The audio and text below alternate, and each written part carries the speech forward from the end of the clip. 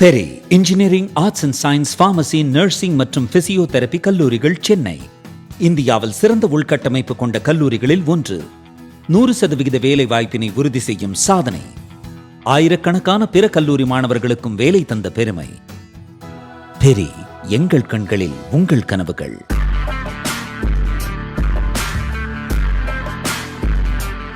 வணக்கம், ஜெயஹிந்த்.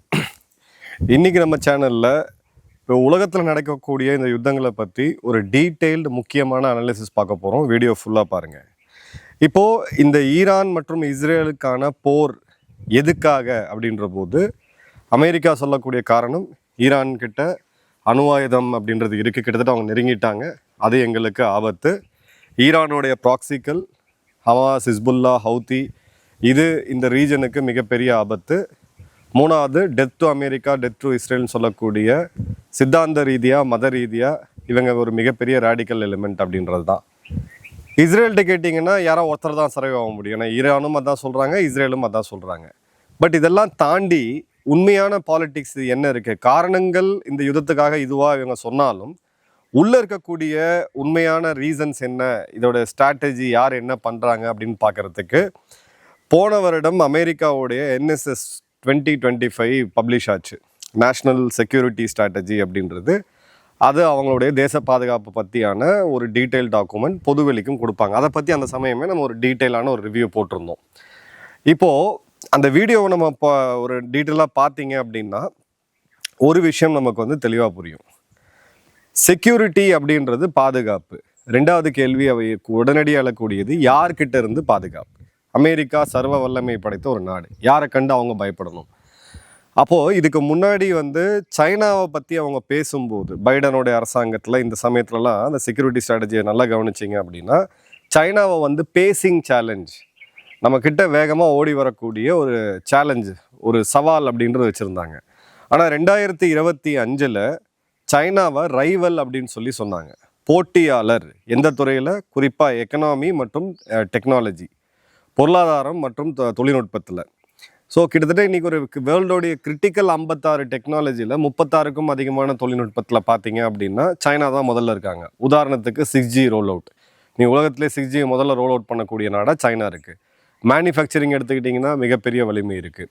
அமெரிக்காவுக்கும் சைனாக்கும் உள்ள ட்ரேட் டெஃபிஷியட், வர்த்தக பற்றாக்குறை அப்படின்றது கிட்டத்தட்ட $600 மில்லியன் அதிகமாக சைனா பக்கம் இருக்குது. இந்தியாவும் சைனாவும் எடுத்திங்கன்னா நம்மளோட ட்ரேட் டெஃபிஷியட் $100 பில்லியன் அதிகமாக சைனா பக்கம் இருக்குது. ஏன்னா வேர்ல்டோடைய ஒரு ஃபேக்ட்ரியாக இன்றைக்கி சைனா மாறி இருக்குது. இப்போ இந்த இடத்துல தான் இந்த செக்யூரிட்டி த்ரெட் அப்படின்னு வரும்பொழுது அமெரிக்கா என்ன பண்ணாங்க, உடனடியாக ட்ரம்ப் வந்த பிறகு டாரிஃப் அப்படின்னு சொல்லக்கூடிய இறக்குமதி வரியை கையில் எடுத்தாங்க. அதில் முதல்ல குறி வைக்கப்பட்ட சில நாடுகளில் சைனாவும் ஒன்று. கிட்டத்தட்ட 200% வரைக்கும் வரி விதிப்போம் அப்படின்னு சொல்லிட்டு சைனா என்ன பண்ணாங்க, அவங்க கிட்ட இருக்கக்கூடிய லீவரேஜை, அவங்க கிட்ட இருக்கக்கூடிய கார்டை ப்ளே பண்ணி காமிச்சாங்க. அது என்ன கார்டு? ரேர் எர்த் எலிமெண்ட்ஸ் மற்றும் மேக்னெட்ஸ். அமெரிக்காவுடைய உற்பத்தி துறைக்கு, அதாவது ஹை டெக்னாலஜி எக்யூப்மெண்ட்ஸ் எல்லாம் உற்பத்தி பண்ணிகிட்டு இருக்காங்க. அது பாதுகாப்பு ரீதியாக இருந்தாலும் சரி, பொருளாதார ரீதியாக இருக்கக்கூடிய எக்யூப்மெண்ட்ஸில் அதிகமாக பயன்படுத்தக்கூடியது ரேர் எர்த் மினரல்ஸ் மற்றும் அந்த ஸ்பெசிஃபிக் மேக்னெட்ஸ். இது எல்லாமே சைனாவுடைய கண்ட்ரோலில் இருக்குது. கிட்டத்தட்ட 90%க்கும் அதிகமாக சைனா அந்த ஏற்றுமதியை தடை செய்தாங்க. அமெரிக்கன் நிறுவனங்கள் கிட்டத்தட்ட செயலற்று போகக்கூடிய சூழ்நிலை வந்தது. அதன் பிறகு இந்த வரி விதிப்பை நிறுத்தி வச்சாங்க. ஸோ அமெரிக்காட்ட இந்த சாங்ஷன் கார்டை சைனாக்கு அகைன்ஸ்டாக ப்ளே பண்ண முடியல. கடந்த 10 வருடங்களாகவே நம்ம பார்க்குறோம். வெனிசுலா மேலே பொருளாதார தடைகள் விதித்தாங்க, சைனா அதை கண்டு மசியவே இல்லை. அடுத்தது ஈரான் மேலே சைனா மசியலை, ரஷ்யா மேலே சைனா மசியலை. ஸோ இப்போ சைனா இதே வேகத்தில் போனாங்க. அதுவும் ஒரு மிகப்பெரிய இராணுவத்தையும் கட்டமைத்துட்டு இருக்கக்கூடிய நாடு அமெரிக்காவுக்கு ஒரு பெரிய ஆபத்தாக போகும் அப்படின்ற போது இந்த மன்ரோ டாக்ட்ரைன், வெஸ்டர்ன் ஹெமிஸ்பியர்னு சொல்லக்கூடிய அமெரிக்காவை சுற்றி இருக்கக்கூடிய ஒரு 37 நாடுகளில் சீனா உள்ளேயே இருக்கக்கூடாது அப்படின்றதான் அந்த பாலிசியோடைய மிக முக்கியமான கோட்பாடு. சீனான்னு கிடையாது, எந்த எதிரி நாடாக இருந்தாலும். உதாரணத்துக்கு கடந்த காலங்களில் ஏற்பட்ட கியூபன் மிசைல் கிரைசிஸ், சோவியத்தோடைய மிசைல்ஸ் அன்னைக்கு அமெரிக்காவுடைய அண்டை நாடான கியூபாவில் கொண்டு வந்து வச்சாங்க. அதன் பிறகு தான் பனாமாவில் நம்ம இந்த ஆக்ஷனை பார்த்தோம். பனாமாவை நெருக்கி அதன் பிறகு அந்த பனாமாவுடைய துறைமுகத்தை ஆப்ரேட் பண்ணிட்டு இருந்த சீன நிறுவனங்களுடைய கான்ட்ராக்டை வந்து நிறுத்தினாங்க. அதன் பிறகு அமெரிக்காவுக்கு எதிராக இருந்த இன்னொரு நாடு சைனாவுக்கு மலிவு விலையில் கச்சா எண்ணெய் சப்ளை பண்ணிட்டு இருந்த வெனிசுலா ஒரே நாள் அவங்க அதிபரை தூக்குனாங்க. அங்கே இருக்கக்கூடிய மொத்த எண்ணெய் கிணறுகளும் இன்னைக்கு அமெரிக்காவுடைய கண்ட்ரோலில் வந்திருக்கு. இப்போ அடுத்தது எடுத்தீங்க அப்படின்னா ஈரான். ஏன் ஈரான் ரொம்ப முக்கியம் அப்படின்னா, சைனாவுடைய பொருளாதார வலிமை அப்படின்றது அவங்க ஏற்றுமதியில் குறிப்பாக உற்பத்தி. அந்த உற்பத்தி துறைக்கு தேவையான அடிப்படை என்ன அப்படின்னு பார்த்தீங்கன்னா எனர்ஜி, அதுவும் சீப்பான எனர்ஜி. ஸோ இவங்க என்னதான் வந்து சைனா மேலே சில ஸ்பெசிஃபிக்கான ஆன்டி டம்பிங் டியூட்டிஸ்லாம் போட்டாலும் அடிப்படையாக சைனாவுடைய மேனுஃபேக்சரிங் காஸ்ட் அப்படின்றது கம்மி. அதுக்கு பிரைமரி ரீசன் என்ன அப்படின்னா, அமெரிக்காவால் தடை செய்யப்பட்ட பொருளாதார தடை விதிக்கப்பட்ட 3 மிக முக்கியமான நாடுகள். அதில் ஒன்று வெனிசுலா, 2வது ஈரான், 3வது ரஷ்யா. இந்த நாடுகள்கிட்ட இருந்து அந்த தடையை மீறி கடந்த ஒரு 10 வருடங்களாக கச்சா எண்ணெய் வாங்கிட்டு இருக்கக்கூடிய நாடு சைனா. 2வது இந்த நாடுகள்கிட்ட இருந்து மார்க்கெட் ரேட்டை விட ஒரு கணிசமான டிஸ்கவுண்ட்லையும் வாங்குறாங்க. இது ரெண்டும் சேர்ந்து தான் சைனாவை ரீப்ளேஸ் பண்ண முடியாத அளவுக்கான ஒரு சக்தியாக இப்போ மாற்றியிருக்கு. இப்போ அந்த இடத்த சேலஞ்ச் பண்ணணும் அப்படின்னா சைனாவோடைய அடி வயிற்றில் கை வைக்கணும். அதுதான் எனர்ஜி. ஸோ வெனிசுலாவோடைய ப்ராஜெக்டை அவங்க முடிச்சிட்டாங்க. இப்போ அடுத்தது ஈரான் ஒரு பெரிய போட்டியாக வந்திருக்கு. வெனிசுலா அளவுக்கு ஒரு வீக்கான நாடு கிடையாது ஈரான். அதனால தான் இந்த ஒரு 40 நாள் யுத்தத்தை நம்ம தொடர்ந்து பார்த்துக்கிட்டு இருக்கோம். இப்போ இந்த இடத்துல அவங்க வந்து என்ன பண்ணுறாங்க அப்படின்னு பார்த்தீங்கன்னா, அமெரிக்காவோடைய சப்ளை செயினை ப்ரொடெக்ட் பண்ணுறதுக்கு அந்த டெக்னாலஜிக்கல் செப்பரேஷனை முதல்ல கொண்டு வராங்க. இப்போ NVIDIA போன்ற நிறுவனங்கள் அந்த சூப்பர் கம்ப்யூட்டர்ஸ் மற்றும் ஏஐக்கு தேவைப்படக்கூடிய அந்த சிப்ஸ் ஏற்றுமதியை அமெரிக்காவிலேருந்து சைனாவுக்கு போகிறத தடை செய்து வச்சுருக்காங்க. இப்போது இந்த இடத்துல டெக்னாலஜிக்கலாக அவங்கள செப்பரேட் பண்ணணும் அப்படின்ற போது ஆல்டர்னேட் சப்ளை செயின் அப்படின்றது தேவை. ஸோ இந்த ஃபோன் ஒரு உதாரணத்துக்கு ஃபோன் எடுத்துக்கங்க. கிட்டத்தட்ட 87% அமெரிக்காவில் வந்து விற்கப்பட்ட ஃபோன் எல்லாம் பார்த்தீங்கன்னா மேட் இன் சைனாவாக இருந்துச்சு. அது குறைஞ்சி கிட்டத்தட்ட 30% ஆயிருக்கு ஜஸ்ட் ஒரு 3-4 வருடத்துக்குள்ளே. அப்போ ஆல்டர்னேட் சப்ளை யார்? ஒன்று வியட்நாம், இன்னொன்று இந்தியா. இப்போ நம்ம அசம்பிள் தான் பண்ணுறோம், காம்பனன்ட்ஸ் ஒன்றும் நம்ம ஃபுல்லாக மேனுஃபேக்சர் பண்ணல. பட் இருந்தாலும் அந்த மேனுஃபேக்சரிங்கோடைய ஆல்டர்னேட்டை இது பண்ணுறாங்க அப்படின்றத பார்க்குறோம். அடுத்தது எடுத்தீங்க அப்படின்னா, இப்போ லேட்டஸ்ட்டாக வந்திருக்கக்கூடிய மார்ச் சைனாவோடைய எக்கனாமிக் டேட்டாவை எடுத்து பார்த்தோம் அப்படின்னா, சைனாவோடைய இம்போர்ட்ஸ் அதிகமாக இருக்குது. ஏன்னா இப்போ எல்லா நாடுகளோட இறக்குமதியும் அதிகமாகும். குறிப்பாக அதில் உள்ளே போய் டீட்டெயிலில் பார்த்தோம் அப்படின்னா அதில் கச்சா எண்ணெய்ன்றது இருக்கும். ஏன்னா ரொம்ப தட்டுப்பாடு இருக்குது. எவ்வளோ வைக்கணும்னு தெரியாமல் ஒரு அன்சர்டனிட்டி இருக்கிறதுனால வாங்கி சேர்த்து வைக்கிறாங்க.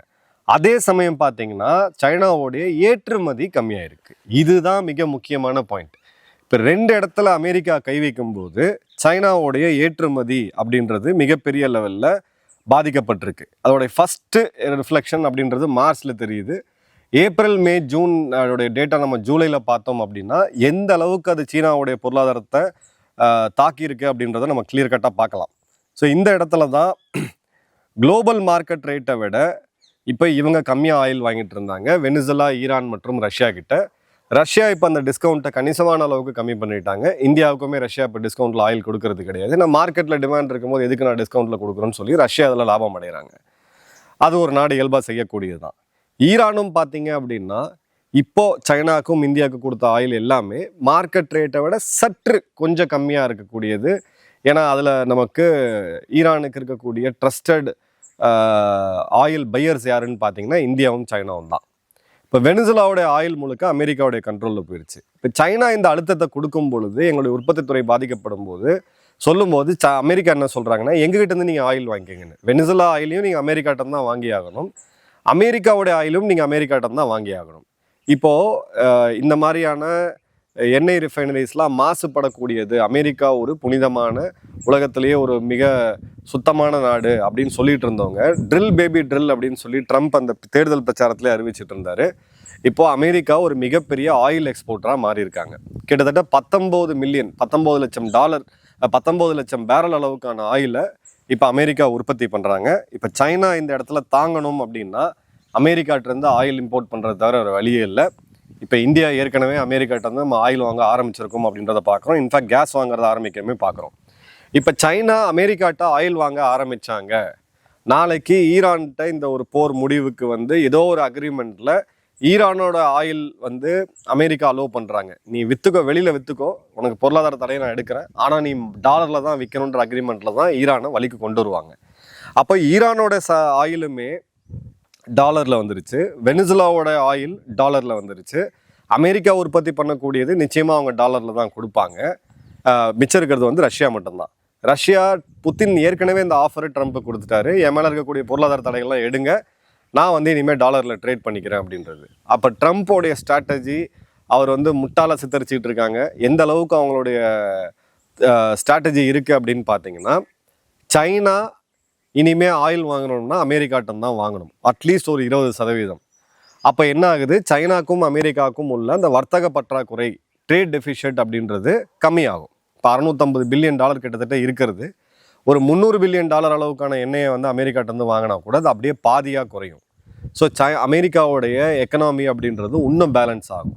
ரெண்டாவது, சைனாவை எப்போ வேணாலும் கழுத்தை நெரிக்க முடியும். ஏன்னா சைனா வந்து இப்போ அமெரிக்காட்ட ஆயில் டிபெண்ட் ஆவாங்க, அட்லீஸ்ட் ஒரு 20-30%. அப்போ சைனா நாளைக்கு ரேர் எர்த் மெட்டல்ஸ்லேயோ இல்லை மினரல்ஸ்லேயோ இல்லை மேக்னெட்லேயோ கையை வச்சாங்க அப்படின்னா இவங்க வந்து ஆயிலில் கை வைப்பாங்க. இதுவும் சைனாவுக்கு ஒரு பெரிய ஆபத்து. மூணாவது எடுத்தீங்க அப்படின்னா, சைனா இப்போ எல்லா நாடுகள்கிட்டையும் யுவானில் ட்ரேட் பண்ணிக்கிட்டு இருக்காங்க. இப்போ அமெரிக்கா, அதாவது வெனிசுலா, ஈரான் மற்றும் ரஷ்யா கிட்ட ஒரு 3 மாதம் முன்னாடி வரைக்கும் இவங்க ஆயில் வாங்கிட்டு இருந்தது முழுக்க பார்த்தீங்கன்னா யுவானில் தான். இப்போ அந்த யுவான் ட்ரேடு கேன்சல் ஆயிரும், மீண்டும் சைனா வந்து டாலருக்கு வரும். ஸோ டாலருக்கு வரும்போது ஒரு மிகப்பெரிய பொருளாதாரம், 2வது மிகப்பெரிய பொருளாதாரம் டாலருக்குள்ளே வரும்பொழுது மிச்ச நாடுகளும் வரும். ஸோ பிரிக்ஸு முன்னெடுத்த அந்த டாலரைசேஷனை ரிவர்ஸ் பண்ணக்கூடிய நிகழ்வா இப்போ நம்ம அதை கிளியராக பார்க்கலாம். ஸோ அப்போது டாலர் எதுக்கு நிகராகும் அப்படின்னு பார்த்தீங்கன்னா, ஆயிலோட சேர்த்து லிங்க் பண்ணுவாங்க. பெட்ரோ டாலரை அவங்க மீண்டும் அமெரிக்காவுடைய உற்பத்தியும் எடுத்துகிட்டு வராங்க. ஏன்னா ட்ரம்ப் நடுநடுவில் அந்த எக்ஸைட்மெண்ட்டில் கொஞ்சம் நியூஸ் வந்து கொடுப்பார், ஹிண்ட் கொடுப்பார். அதில் பார்த்தீங்கன்னா சவுதியை விட ஈரானை விட ஆயில் அதிகமாக எங்ககிட்ட தான் இருக்குது அப்படின்ட்டு. அப்போ உலக நாடுகள் அமெரிக்காட்ட ஆயில் டிபெண்ட் ஆவாங்க. மிச்சம் இருக்கக்கூடிய 2-3 பெரிய நாடுகள் ஆயில் உற்பத்தி செய்கிறவங்க அவங்களும் டாலருக்குள்ளே வந்துடுவாங்க. அப்போ டாலரோட சுப்ரீமசி அப்படின்றது மீண்டும் பியாண்ட் டவுட்ஸ் நிலைநிறுத்தப்படும். அந்த மாதிரி டாலரை மீண்டும் நிலைநிறுத்திட்டாங்க அப்படின்னா அமெரிக்காவை அடிச்சுக்க முடியாத ஒரு அந்த பொருளாதார லெவலில் இருக்காங்க பார்த்தீங்களா, ஒரு ஹையஸ்ட் லெவலில் இருக்காங்களா, அதை வந்து அவங்க மெயின்டைன் பண்ண முடியும். இதுதான் இந்த போருக்கு உண்டான அடிப்படை காரணம். இப்போ ரஷ்யாவையும் அவங்க வீக்கன் பண்ணாங்க. ரஷ்யாவை பைடன் வேற மாதிரி ஹேண்டில் பண்ணார், ஒரு போரை உருவாக்கி விட்டாங்க. ரஷ்யா வீக்கன் ஆகும்னு பார்த்தாங்க, ரஷ்யா இன்னும் கம்ப்ளீட்டாக வீக்கன் ஆகலை. ஸோ இத்தனை லட்சம் பில்லியன் டாலர் இவங்க செலவு பண்ணுறாங்க, இத்தனை கோடி பணத்தை செலவு பண்ணுறாங்க அப்படின்னா அது அவங்க போரில் பண்ணக்கூடிய முதலீடு. ஸோ வளைகுடா நாடுகளில் டாலரில் ட்ரேட் பண்ணாத ஒரே நாடு ஈரான். இப்போ அதை வழிக்கு கொண்டு வராங்க. வெனிசுலா ஏற்கனவே அவங்க கிட்ட போயிருச்சு. சைனாவை வழிக்கு கொண்டு வரணும். இன்டைரக்டாக இந்தியாவையும் அமெரிக்காவுடைய ஆயில் டிபெண்டன்சியாக மாற்றணும். ஏன்னா இந்த 2 நாட்டுக்கு இருக்கக்கூடிய ஒரே பிரச்சனை என்ன அப்படின்னா, என்ன பண்ணாலும் எண்ணெயை உற்பத்தி பண்ண முடியாது. ஸோ இது இந்தியாவுக்கும் சைனாக்கும் ஒரு இன்டைரக்ட் ஒரு ரிலேஷனை உருவாக்குது. என்ன அப்படின்னு பார்த்தீங்கன்னா, ஆல்டர்னேட் எனர்ஜியில் சைனா ஒரு மிகப்பெரிய ஜாம்பவான், இந்தியாவில் வேகமாக வளர்ந்துட்டு இருக்கக்கூடிய நாடு.